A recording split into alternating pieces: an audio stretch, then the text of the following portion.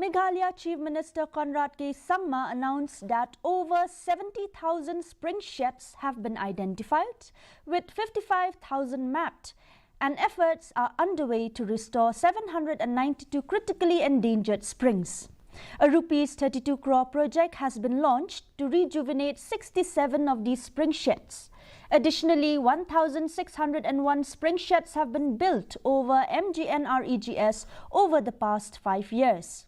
Sangma also highlighted a $62 million project funded by the Asian Development Bank for further restoration. On the Shillong Ropeway project, he assured no disruption to water sources or forests after thorough assessments.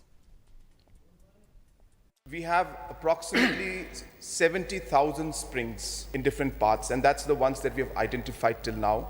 There could be much more. And out of the 70,000 plus springs that we have, 55,000 have actually been mapped through satellite or LIDAR or using drone technology. And monitoring of these different spring sheds are taking place as we speak.